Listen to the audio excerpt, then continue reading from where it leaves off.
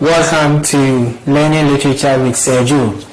I am delighted to come your way with our first lesson, and I know that you are also delighted to be watching me on this channel. This channel, as we already said, will not only be limited to the academic aspect of literature, but it will also deal with the aspect of human life that is in relation to literature learned in the classroom. Today we begin our lesson with the topic Understanding Literature, and the subtopics that we'll be looking at is the definition and the types of literature. I know that you have subscribed and also clicked the notification button.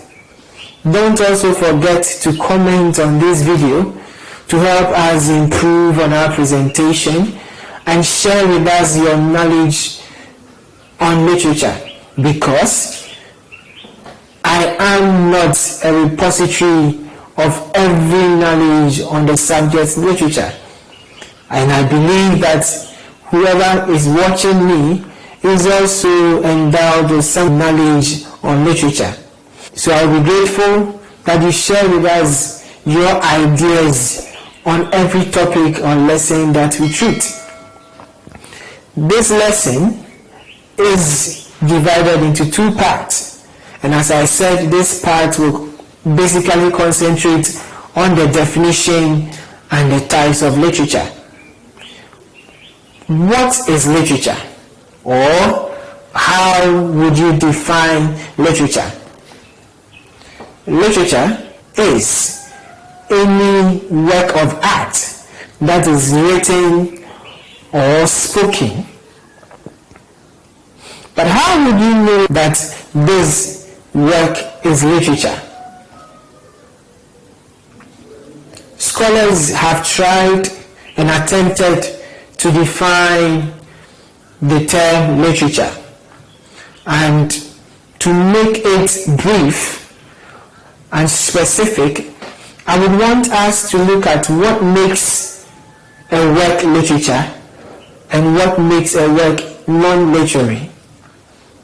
And I'm going to share with us 4 different features or characteristics that we need to look at when we want to assess a work as literary or non-literary. These characteristics or features are: 1. Literary works should have pragmatic function. 2. It should be fictional. 3. It should have specialized language. And 4. It should be ambiguous. I will explain these 4 characteristics to us, for us to understand why these characteristics will make a work literary. To begin with, specialized language. When we talk about specialized language, what do we mean by specialized language? To express your idea and to make it literary, we do not use our everyday parlance or spoken words. Literature basically deals with the figurativeness of the language. So the figurative aspect of language makes the work literary. For instance, if someone would want to tell another person about the death of a colleague or a relative, in our everyday speech, the person will say, "Your sister is dead." But to make it literary, the speaker will intend make the language carry a different form, which we term the specialized language. It is only when messages are delivered in a specialized language form that message can be classified as literary. So, for the example that I gave, the speaker would say, your sister has kicked the bucket instead of your sister is dead. This makes the language specialized. So in order not to send raw messages to our listeners, language is carved in a specialized way. And this is the only way that you can classify that text or material literally. 2. What do we mean by a literary work being ambiguous? When we talk about the ambiguity of a literary work, we are basically talking about the fact that we do not have a rigid, straightforward and one way of interpreting a work of art. Works of art have different ways of interpretation. So, if you have 3 people reading the same work, they will have different views, different interpretations. This does not mean that there is no common meaning to this particular text or to the text that they were reading. But it gives room to diverse interpretation. But at the end, these diverse interpretations will converge. So, the ambiguity aspect of the literary work basically means that it gives room to different views when it comes to interpreting a work of art. 3. We will look at the pragmatic function of literature. When we talk about pragmatic function, it means that literature should be functional. It should serve a purpose. We have a literary work and non-literary works. Every literary work should have a function. Every literary work should serve a purpose. And literature, we believe, serves 2 basic purposes. 1, to entertain. 2, to educate. So every literary work should have this basic function. If that work does not perform this basic function, then it means that it is not a literary work. So for literary works, there should be pragmatic functions. And a pragmatic function will mean it should serve a purpose in the life of the person reading or the society in which that literary work comes from. Lastly, fictionality. With fictionality, we mean that literary works should be highly imaginative. Literary works are not issues that are within our household which we translate on paper. Literary works cannot be magazines. Literary works cannot be journals. We are talking about the imaginative aspect of human writings. The imaginative aspect of human writings is what we term literary.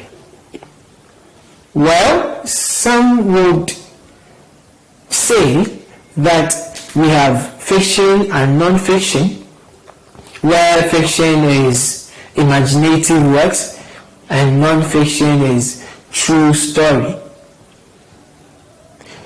But sight must not be lost on the fact that even if it is a true story, the writer is presented with some kind of inspiration, which is born out of his desire to share whatever he has experienced in his life.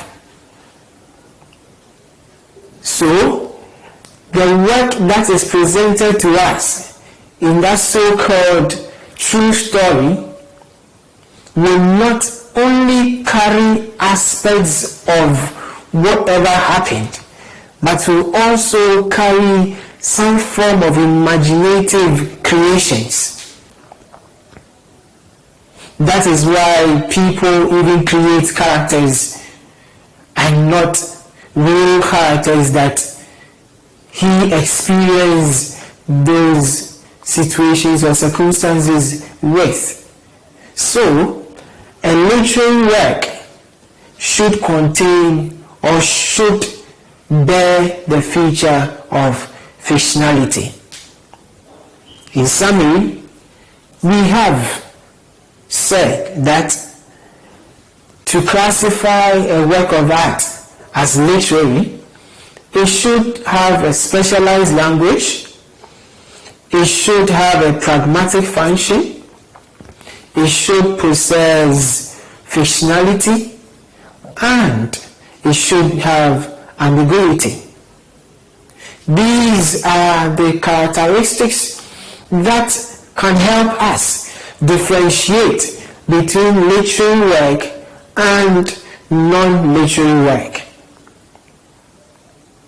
So, when you are defining what literature is, put into perspective these characteristics so that it will aid you in your definition of literature.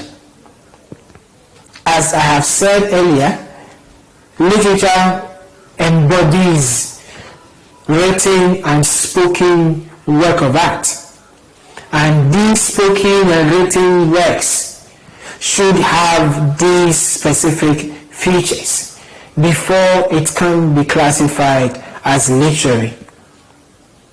Now let's look at the types of literature. Literature, from the definition given, has two basic types: written and spoken. Within these two categories of literature, we have sub-classifications which we term the genres of literature. And these sub-classifications are poetry, drama, and prose. Poetry, drama, and prose, these are what we term the genres of literature, or the aspects of literature. Poetry is basically a work of art that is written in verses and divided in stanzas. For drama, it is a work of art that is written in a dialogue form and meant to be performed on stage. And lastly, a prose work is any work of art, be it fictional or non-fictional. This work of art is written in paragraphs and divided into chapters. We will be dealing with the specifics of these aspects of literature in our subsequent lessons.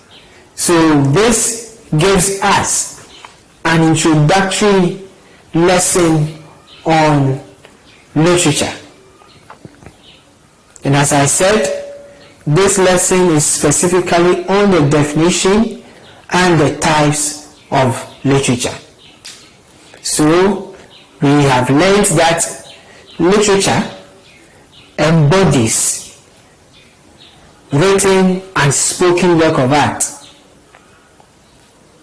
It has 4 characteristics which helps us to classify it as literary. And these characteristics are fictionality, ambiguity, specialized language, and pragmatic function. We can divide or categorize literature into two groups. It is either written or spoken. So we have oral literature, and the aspects of oral literature cut across folktales, myths, legends, and the rest. Before we end today's lesson, I would entreat you to subscribe to this channel and also click on the notification bell so that you will not miss any of our videos or uploads. Also share your views with us at the comment section so that it will better our presentation, and share any knowledge that you have on this lesson. Thank you very much, and we'll come your way with a part 2 next week.